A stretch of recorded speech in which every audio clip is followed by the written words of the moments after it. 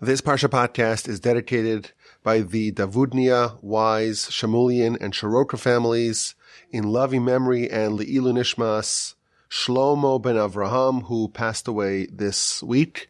He was a remarkably sweet and good man, and he will be missed by his family and all those who knew him. May his soul be elevated in heaven.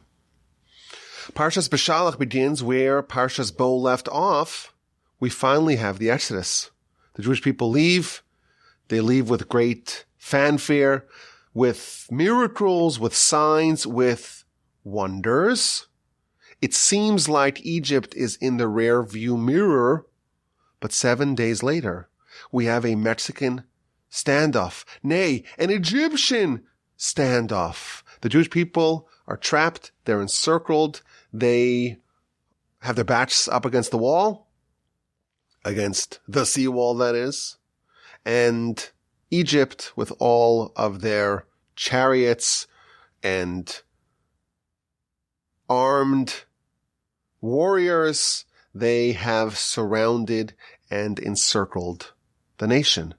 And these two camps don't get close to each other for the whole night.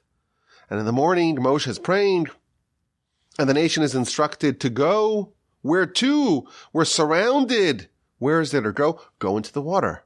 Jump into the water. Descend into the sea, and God will take care of you. And the nation descends into the water, and the sea splits. And we have one of the most dramatic events in the whole Torah.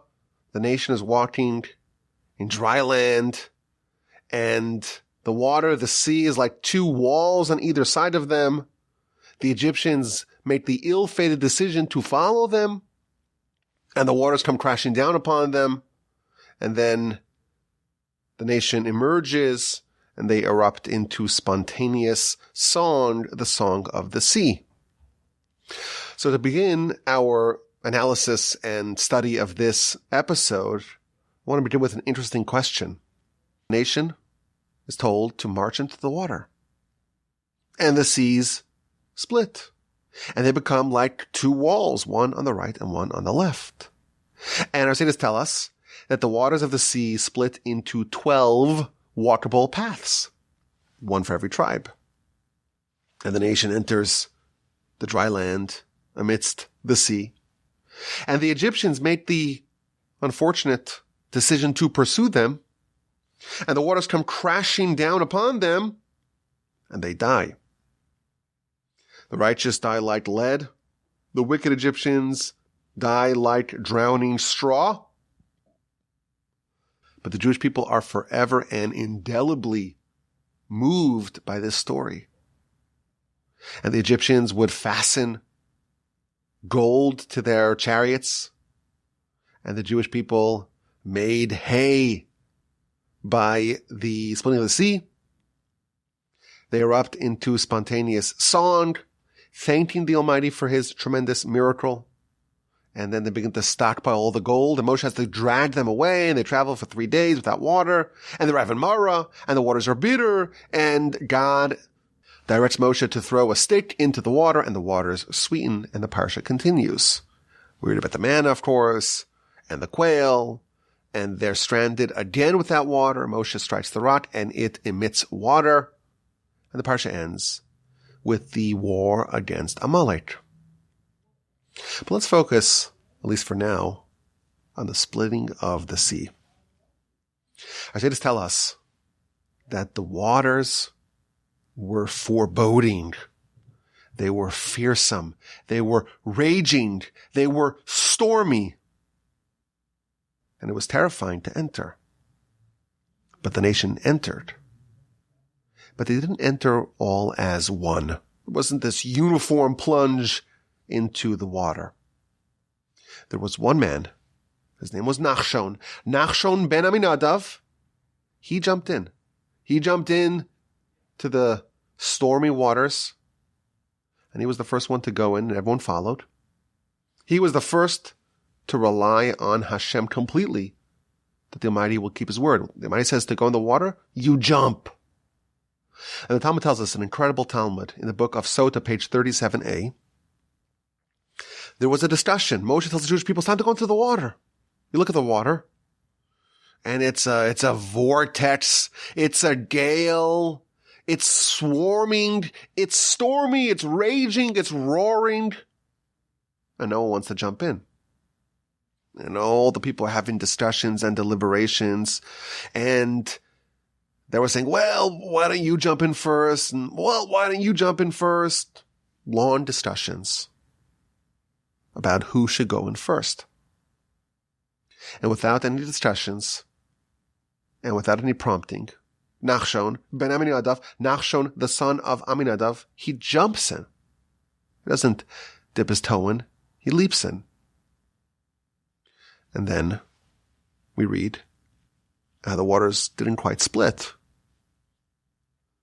And only once they got to his nostrils, and he's about to die, he's about to drown in a really tragic fashion.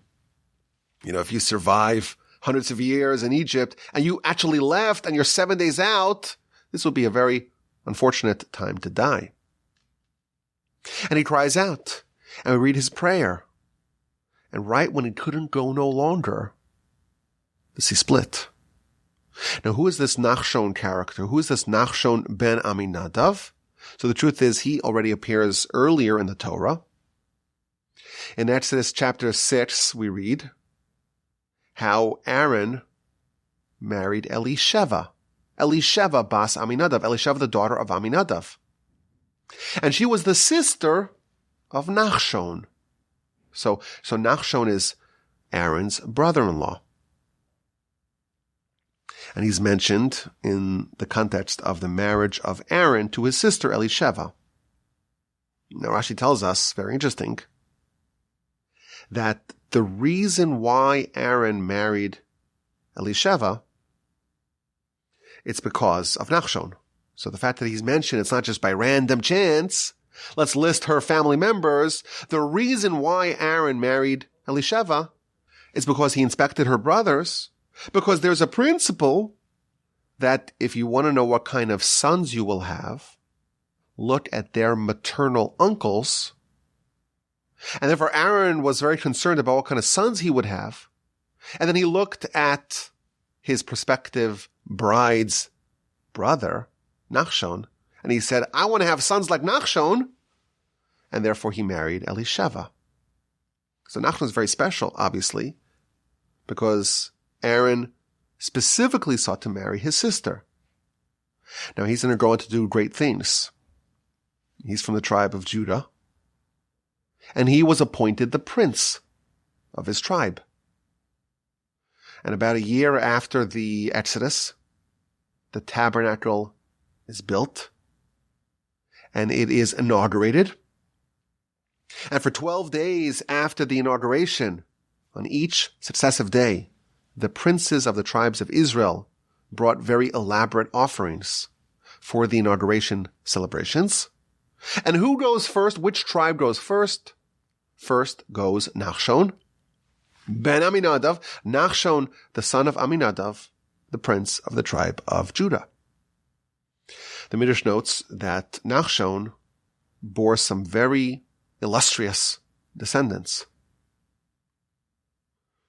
Numbered amongst his descendants are David, and Messiah, and Daniel, and Hananiah, Mishael, and Azariah. Some of the great heroes of our history are descendants of Nachshon.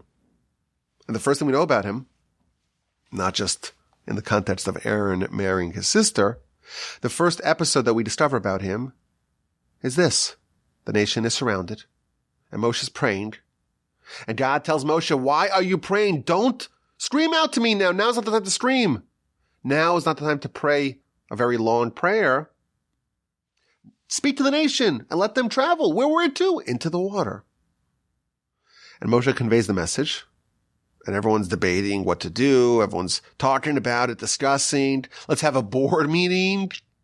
Everyone's terrified to jump in the water. The water's so terrifying. Some are even complaining. Moshe, why did you extract us from Egypt? To just die here? Are there insufficient graves in Egypt? And Nachshon jumped. And the waters were raging. And it looked suicidal. But he jumped in. And when the water reached all the way up to his nostrils, the water split. As an aside, this is an example of an idea that we see in many places throughout our literature and philosophy. That for miracles to happen and for divine aid to be unlocked, a person has to go all the way to the very end of their own ability. Of course, miracles are contingent upon self-sacrifice. If you want God to come and help you, you gotta be committed 100%. But beyond that, you have to actually do whatever you can do to advance that agenda. God does not make miracles for those who sit on their couch and twiddle their thumbs. You have to go to the absolute limits of what you can do, and then it unlocks the miracles. Once the water is by the nose, by the nostrils, and the waters have come all the way to the soul and you're about to die, then God splits the sea. And my grandfather wrote an essay about this, and he brings a bunch of examples. When Jacob was working for Laban, the verse says that he worked with all of his strength, and that is what unlocked the divine aid. And Jacob in his encounter with Esav, and Joseph in his test with his master's wife, etc. There are many examples of this idea that if you want divine aid, you have to first do everything that is possible for you to do. The Talmud tells us that there are 4 things that need to be always strengthened, always need constant reinforcement.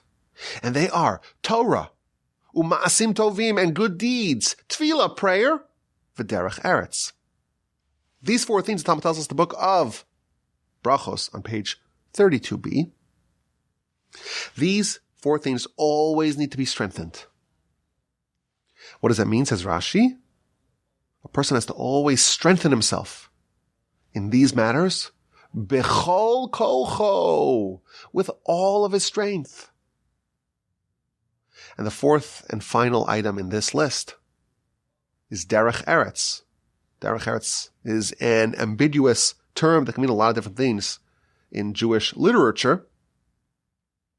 Rashi interprets derech eretz in this context to mean your occupation, the way of the land, what you do. If you are a craftsman, you have to always be strengthened, always do 100%.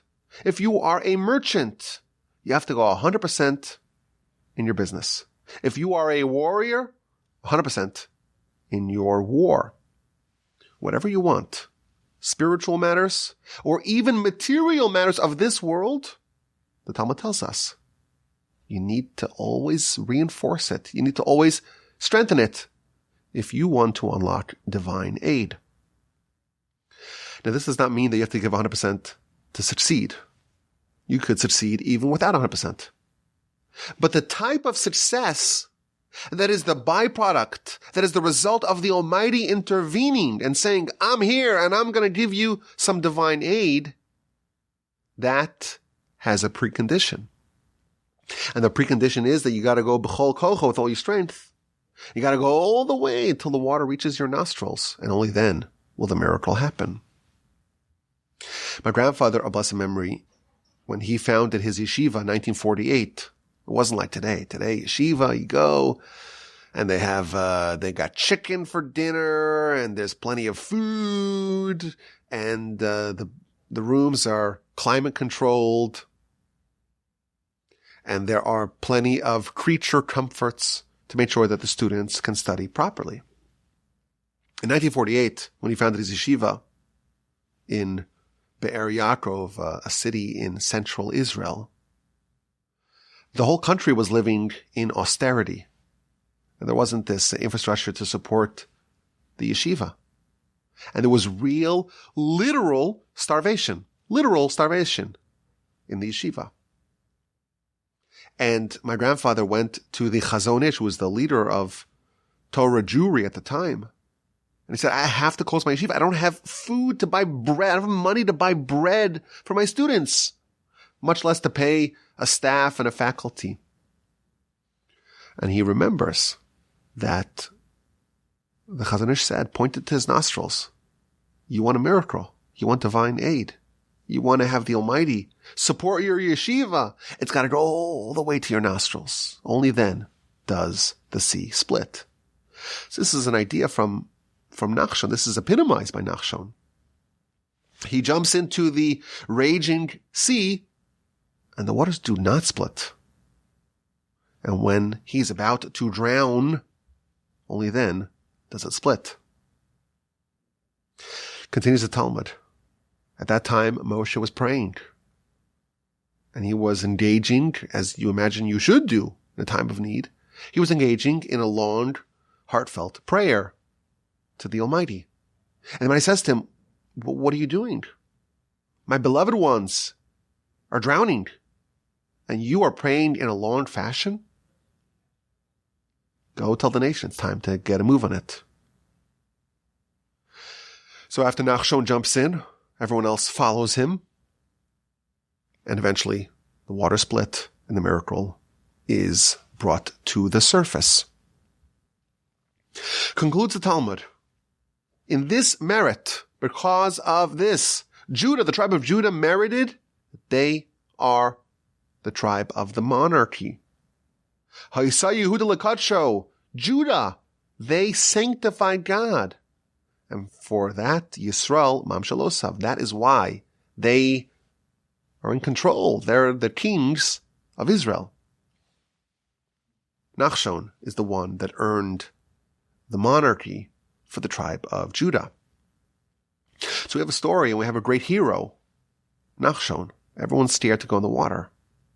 It appears to be a recipe for sure death. And everyone says, well, why don't you go in first? Why don't you try it first? While everyone's talking, everyone's discussing, everyone's debating the merits, Nachshon jumps into the water. And the Talmud stresses, he doesn't walk in. He jumps in. He leaps in.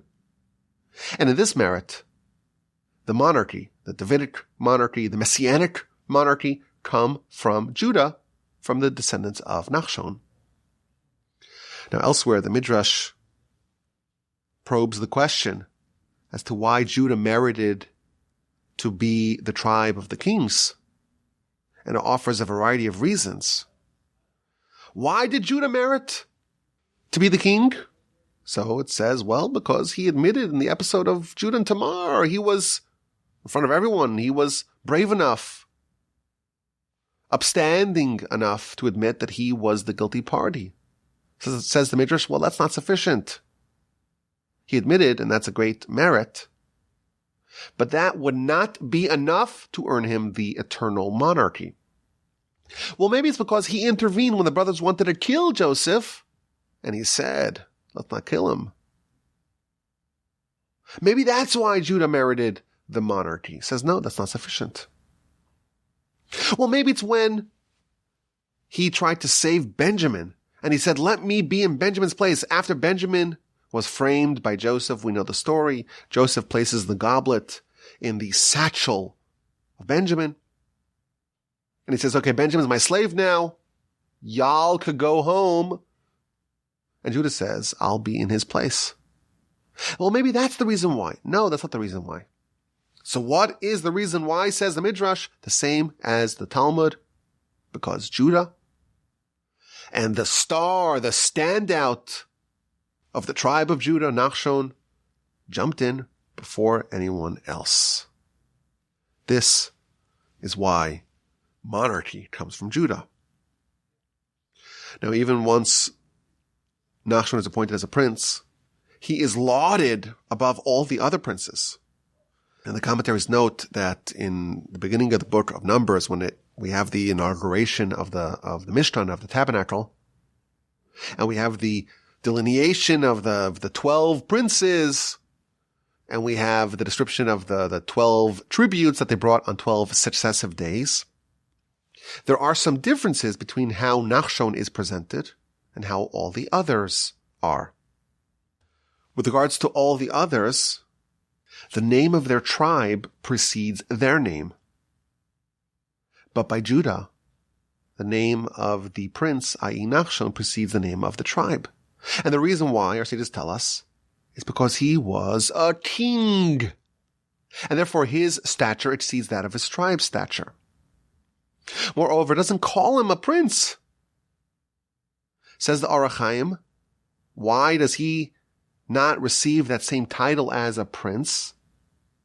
It's because the other princes, the reason why they were offering this tribute to mark the inauguration of the tabernacle, it's only because they were a prince. It's because of the power and the standing of the office. But Nachshon was so great, even if he did not have the full power and prestige of the office, he was worthy of offering a tribute. So we have a story. The nation is surrounded by the Egyptians, and they are in mortal existential danger, and no one is willing to take that first step. And Nachshon takes the plunge. Now, I want to study this a bit deeper. I want to kind of ask a question and then develop an idea. Ultimately, everyone jumped into the water. Yes, Nachshon went first, but ultimately everyone went into the water.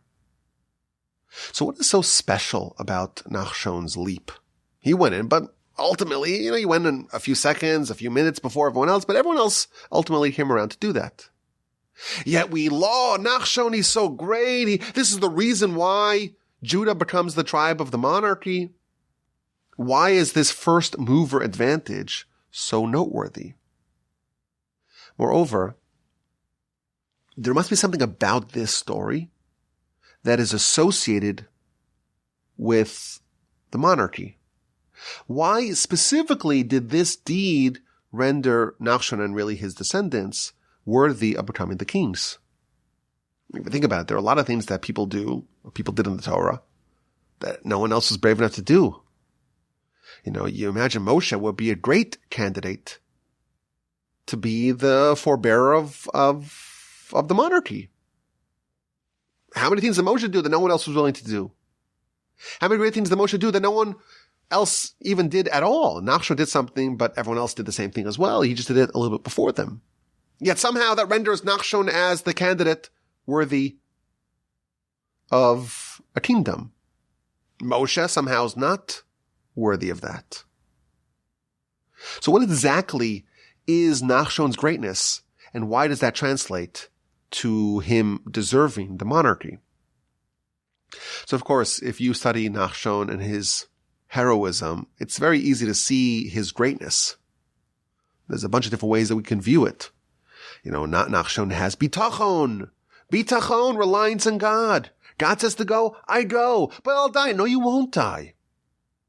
Nachshon has emunah, has faith. God says something. Don't ask questions. Don't even think about it. Wholehearted faith in God to fulfill the word of God. And maybe that's the standout quality of Nachshon. Nachshon did something that he thought he would die for. So there's an element of self-sacrifice and martyrdom. You could talk about the fact that Nachshon was brave and brazen to go first. The Midrash says that he sanctified God's name. Why, says the Midrash, did Nachshon go first in the offering of the tributes of the princes? So the Midrash tells us that Moshe was instructed that in every day, for 12 successive days, the princes of the 12 tribes should bring a tribute. But God did not tell Moshe what the order would be. Who goes first? And everyone, when that question was posed, they all looked at Nachshon. He has to go first. He sanctified God's name at the sea. He's the one who is worthy of ushering down the Shekhinah from heaven on high. What is implied from this midrash is that there's a qualitative difference between what Nachshon did as the first prince of his tribe on day one. There's a big difference between that and what all the other tribes did. He brought the Shekhinah down. He did the 0 to 1 transformation. And going from 1 to 2, it's a different class of transformation. And why, says the Midrash? Because he sanctified God's name. So there are a lot of different angles to present Nachshon's greatness and why he's special. The Talmud, of course, says, well, there was discussions. And sometimes you would imagine call for action and not discussions. And even Moshe was praying. Now's not the right time for that. There are times for discussions, deliberations, and prayer. Nachshon understood that this calls for action. I want to suggest maybe a new angle to understand, to frame Nachshon's greatness, and to understand specifically why this translates to him being deserving of the monarchy. Now, this idea is not incompatible with the other ideas, but maybe it's a new framing of Nachshon. At the end of the Parsha, we mentioned this already a few times, the nation has a war against Amalek. Amalek, of course, the individual, the first person with that name, that notorious name. Amalek was the grandson of Esav. Esav has a son, Eliphaz. Eliphaz marries a woman, she's really his concubine, Timnah, and they bear a son named Amalek. By this time, Amalek is already a nation. And they launch an unprovoked attack against the Jewish people. And Moshe goes on top of the mountain, and he has Aaron on one side and Hur on the other side. He sits on a stone, he raises his hands, and Joshua is nominated to lead the Jewish people in battle below. And when Moshe raises up his hands, the Jewish people win. And when his hands grow weary, they lose, or they are weakened. But between the Exodus, the nation hasn't even arrived at Sinai. There's only one nation that is brazen enough to challenge the Jewish people. And they epitomize the opposite of our nation. And the Parsha ends by telling us that the throne of God is incomplete until the influence of Amalek has been completely eradicated. And we are commanded, the verse tells us in Devarim, chapter 25, we're commanded to never forget what Amalek did to us. But there's a very interesting way that this is described, what Amalek actually did. The verse tells us in chapter 25 of Devarim, when it recounts what Amalek did, it says, Asher karcha baderech. Karcha. What does the word karcha mean? So Rashi offers a variety of interpretations. And Rashi says, one of the interpretations is that the word karcha comes from the word, not mikra, not carry, but kor, which means cold, as in the context of cold and hot. Amalek rendered you cold. Amalek chilled the Jewish people. Amalek tempered the heat of the nation. After the Exodus, every other nation, Rashi tells us, was terrified of the Jewish people. Even if you read in the song At the Sea, it references how everyone was trembling before the Jewish people. And no one was brave enough or crazy enough to go wage war with the Jews. No one besides for Amalek. Amalek, they showed how to attack the nation. And they showed others that it's possible to do it. And Rashi offers a parable, an analogy. There was a piping, boiling bath. And no creature can enter that fiery bath without being burned. And one crazy person said, I'm going to jump into the water. Even though he got burned, he rendered the bathwater cold. He got burned. But now everyone's like, well, maybe the water's not as hot as it used to be. He chilled it. And they too can enter the water. It kind of struck me. We have in the beginning of the Parsha, we have Nachshon, and he does something similar to what Amalek does in the end of the Parsha. Amalek, they did what no one else was willing to do. No one wanted to jump into the boiling, piping, steaming bath. It was suicidal. Nachshon, in the beginning of the Parsha, he did what no one else wanted to do. No one wanted to jump into the roaring, raging sea. It was suicidal. And Amalek jumped in, and they cooled the waters. They changed the perception of the waters. It was just too fearsome. It was too terrifying. It was too formidable. It was too dangerous. It was too hot. It was suicidal to enter. That's what everyone felt with regards to the Jewish people after the Exodus. And then Amalek, this crazy person, they jump in and they cool down the water. And they alter the perception of the water and thereby fundamentally change how other people view it. What Amalek did in opposition to the will of God, Nachshon did in support of the will of God. God said, go into the water. God said, jump. You look at the water. It's raging. It's powerful. It's going to completely suck you in to its vortex. It was patently absurd, at least the way it appeared, to jump in the water. It was suicidal. And everyone was scared. The bath, so to speak, the sea appeared like a furnace. And like Amalek did on the negative side, Nachshon cooled the bath water.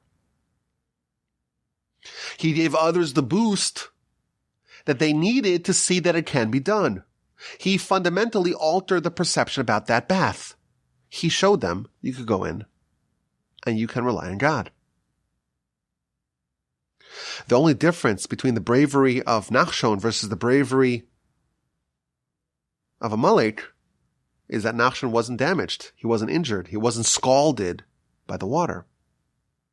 It looked the same, but one had the protection of God, and one was in violation of the will of God.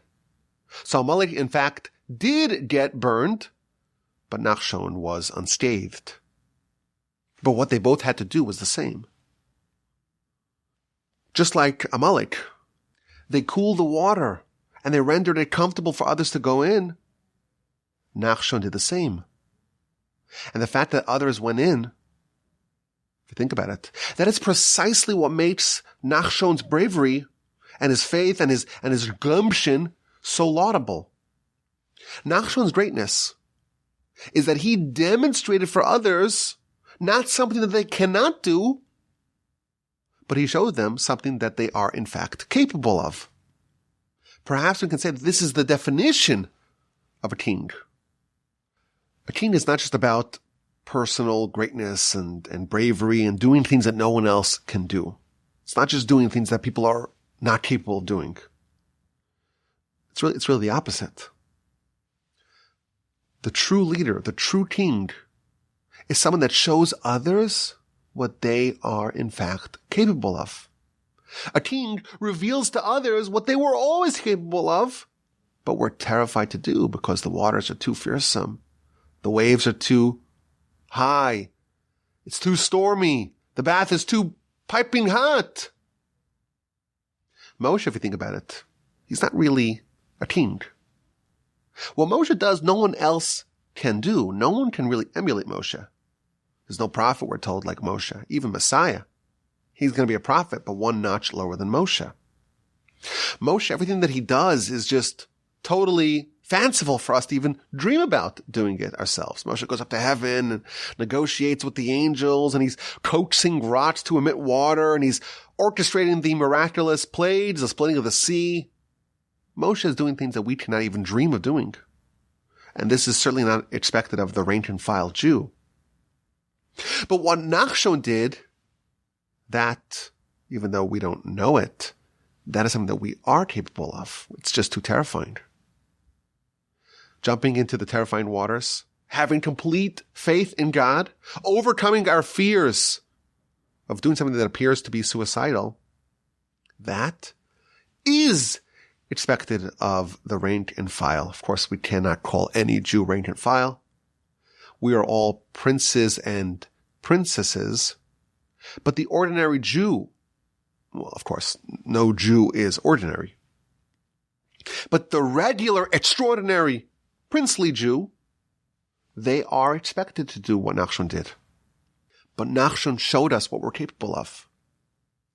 Nachshon cooled the waters. He gave the waters a chilling effect. He helped us mentally reframe the perception of how challenging it actually is. And for that reason, he was coronated as a king, not himself, but his future descendants. The Talmud of the book of Sanhedrin, page 20b, tells us that there are certain rights that are afforded to a melech, to a king, and one of them is that they're able to breach through a barrier, through a fence, through a wall, to make a path. And no one can stop them from doing that. And the path of a king has no limits. It doesn't have to be, just 5 meters wide. It could be as wide as they want it to be. Interesting that this is one of the descriptions that we have of a king. Maybe we can suggest is that this is the definition of what a king is. They are there to breach what appears to be an impregnable wall. They're there to break things down, break down and shatter the illusions of impossibility. That is the attribute of a king.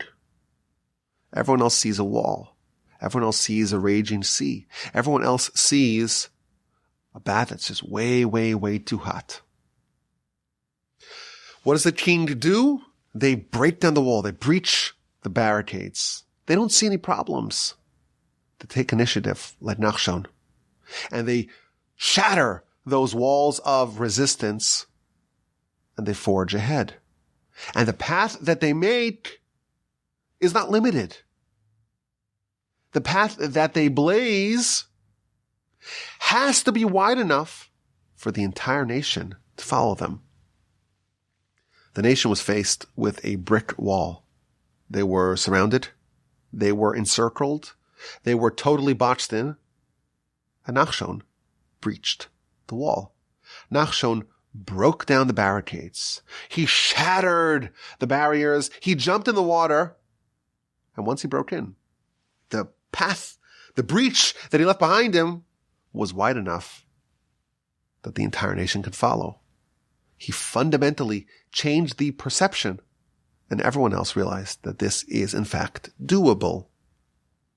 Amalek is exactly like this, just in the opposite direction. They too encountered a stiff wall. No one dared to attack the Jewish people. It appeared suicidal, and in fact was suicidal. But they just jumped in. Unlike Nachshon, they got burned. They were singed. They were scalded by the water. Of course, anyone who violates the will of God ultimately does get singed. But nevertheless, they did, for the evil side, so to speak, what Nachshon did for the Jews. They made it easier for other people to do the same. Nachshon is, on one level, he's the king of the Jewish people. He has this first mover advantage. He showed us what we were always capable of. Listening to God, even though it appears to be terrifying and scary and suicidal, it's what we need to do. And those fears and those waters, it's just an illusion. It's a test. It's a facade. It's a paper tiger. It's smoke and mirrors. Amalek, well, they're the kings for the other side. They have the negative first mover advantage. And so long as this malevolent king yet reigns, the throne of God is incomplete. Now it's interesting. The Talmud tells us that the origins of Amalek are a bit surprising. His mother, Timnah, she wanted to become a Jew. She wanted to convert. And she came to Abraham, and Abraham rejected her. And she came to Isaac, and Isaac rejected her. And she came to Jacob, and Jacob rejected her. But she did not give up. And she said, well, if I cannot join the prestigious part of this family, I'll join the other side of the family. And she became a concubine to Eliphaz, the son of Esav. She said, I prefer to be a maidservant that's somehow tangentially associated with this nation. That is preferable to me than to be a mistress for another nation. And she bore Amalek. Amalek is, of course, the force that has caused us tremendous anguish and pain. And the reason why, says the Talmud, the book of Sanhedrin on page 99b, why did we suffer so much at the hands of the Amalekites? It's our fault. It's because we distanced Timnah. Why, in fact, did Abraham, Isaac, and Jacob reject Timnah's application to convert? So we're not told the answer to that question. But maybe it's because they discovered in her a quality that was manifested by Amalek, and that is this, what we call the first mover advantage or disadvantage. And that could be very terrifying, because that's the quality of someone who breaches fences, who breaks down walls. The walls, most walls are there for a good reason. And when you see someone breaking down walls and breaking down stigmas and doing things that no one else is willing to do, that of course gives you pause. And they said, this woman's too dangerous. We don't want her. Who knows what kind of norms she will shatter? And maybe the criticism or the suffering, so to speak, that we had to endure because of this decision was because the forefathers, maybe they failed to realize that this quality can be repurposed for good. The Talmud tells us that Haman, of course, Haman is an Agagite, but he comes from Agag, who was the king of Amalek. So Haman is from the nation of Amalek. And his descendants were told they studied Torah in the city of Bnei Brak. They reached the pinnacle of Jewish scholarship. They converted and became Jews, not just ordinary Jews. They became absolute standouts. What does this mean? It means that there is the ability, so to speak, in Amalek for it to be turned into something not just okay and tolerable, but into something that's so wonderful and so splendid and so fantastic and so exceptionally extraordinary. And maybe that's the problem, so to speak, with the decision of the forefathers with Timnah.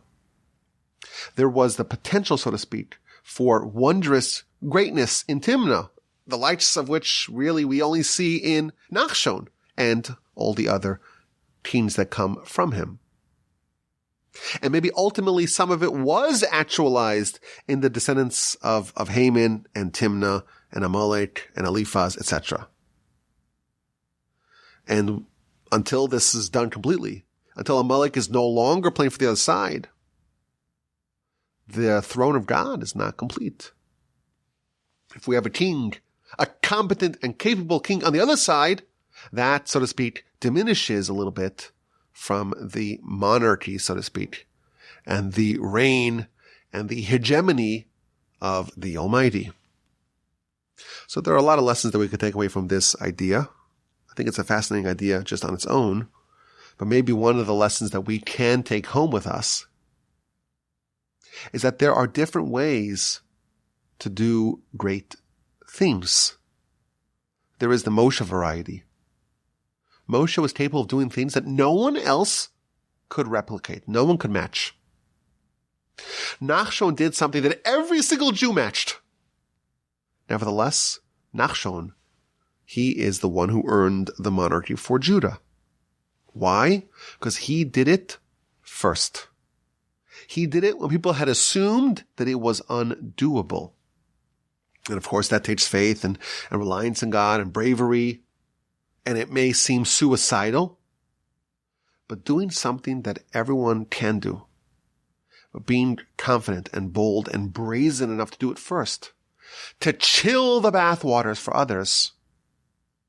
If you're listening to the Almighty, if you're following His words, unlike Amalek, you can be assured that you won't be burned.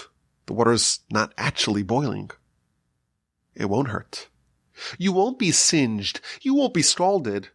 Quite the contrary. You will have attained some of the qualities of a king. Now, we like to end off our Parsha podcasts that we do from Houston, Texas. That's where we are. In the Torch Center. In the studio, which doubles as a classroom, sometimes an office, a library, but right now it's a studio in the beautiful Torch Center in Houston, Texas. If you want to send me an email, you could send me an email, rabbi@wolbajim.com. You want to see some of the other things that we do here at the Torch Center, visit our website, torchweb.org. Don't forget that our organization only subsists thanks to your generosity and your support and your friendship. And also don't forget, I probably should have mentioned this at the top when most of y'all were still listening. Now at the end of the show, it's just the diehards.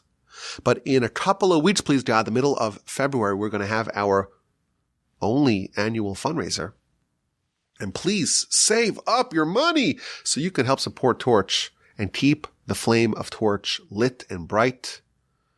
A beacon of Torah throughout the world in 2023. Okay, we like to end the Parsha podcast with a question. Now, sometimes we ask a question and we give an answer.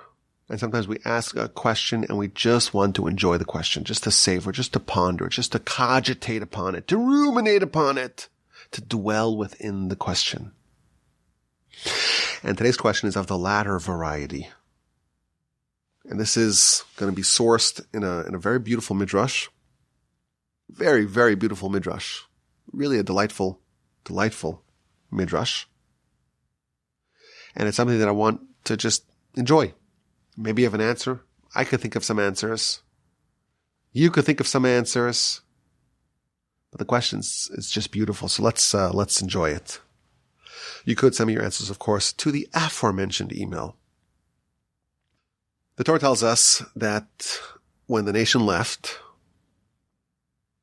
Moshe was taking the bones of Joseph. Now the Midrash at the end of the Torah, the very last thing that happens in the Torah is the death and the burial and the eulogy of Moshe. And who buried Moshe? It was God who buried Moshe. Well, why did God bury Moshe? What did Moshe do to deserve that? Because Moshe tended to the burial of Joseph, God says, okay, I'm going to repay you measure for measure. The Almighty always operates with the principle of measure for measure. Midah keneged midah. Measure for measure. You buried Joseph, I will bury you. But it tells us a remarkable story with a beautiful image. It was time to leave. It was the end of the exile. And Moshe was looking for the bones of Joseph. And he spent 3 days and 3 nights scouring the city, looking up and down and everywhere in between to find where Joseph was interred. Where is this box, this coffin of Joseph that we read at the end of the book of Genesis? The very last words of Genesis. He was placed in a box, in a coffin. Where? He didn't know. And Moshe was just frantically searching throughout the city to find the location of the bones of Joseph. And after he worked for a very long time, he met Serach, the daughter of Asher. And she sees Moshe and he's sweating and he's tired. And she says to him, Moshe, what do you need? Why are you working so hard? So he responded, well, for 3 days and 3 nights, I've been looking throughout the whole city to find the bones of Joseph and I have no idea where it is. And she says, well, I know where it is. And she takes him to a stream. And she says, in this place, I remember. Sarah was very old. Actually, just tells us that she was alive at the time. And she says, I remember what happened. They made a coffin and they made it weighted. They added weights to it. And the necromancers and the sorcerers of Pharaoh, they came over here and they spoke to Pharaoh. And they said, you want to keep this nation here forever? You want to forever enslave this Jewish people? If you manage to hide the bones of Joseph, you hide the bones of Joseph and no one could find it. If the Jewish people cannot find the bones of Joseph, they are incapable of leaving. So Moshe went to the spot that Sarah told him. And he started praying. And he tells Joseph, well, you said, Pakod Yufkod, God will redeem you. Give some honor to Israel. Don't delay the redemption. Request mercy from the Almighty and bubble to the surface. And lo and behold, the coffin, the weighted coffin of Joseph, began to float. And Moshe put the coffin on his shoulders. And he started dragging it. And the whole nation was dragging. Everyone was laden with things. But the nation, they were carrying all the gold and all the silver that they had plundered from Egypt. And Moshe was carrying something equally as heavy, but it was the bones of Joseph. And God says, well, you tended to Joseph, you buried Joseph, I will bury you. So I love this midrash for a few reasons. First of all, the nice history filling us in the story of how Moshe found the bones of Joseph. Of course, later on in the book of Exodus, we get a little bit of a different take as to how Moshe found the bones of Joseph. We read about the metal sheet that he put in the water with the words Alei Shar, and that somehow came to play later on with the mating, the construction of the golden calf. But I love this image of everyone schlepping something, everyone dragging something really heavy, and the nation's carrying all the gold and all the silver, and Moshe is carrying the bones of Joseph. But the question I want to ponder is that everyone agrees, Pharaoh and his necromancers and his sorcerers and Moshe, everyone agrees that if the Jewish people left the bones of Joseph in Egypt, the redemption could not have happened. And the question is why? Why is the redemption contingent upon having the bones of Joseph? Why is that a necessary precondition for the Exodus? That is the question that I love. This is a midrash that I love. Something to savor, something to ruminate upon, something to consider, something to dwell upon. The bones of Joseph, and their power to facilitate and to enable the Exodus. I thank you for listening. It was a joy and a pleasure to share this Parsha Podcast with you, my dear friend. Send me an email, rabbi@wallbetween.com. Have an incredible rest of your day. A splendid rest of your week. A quiescent, uplifting, exuberant Shabbos upcoming. And please, God, help the Almighty, we'll talk again next week.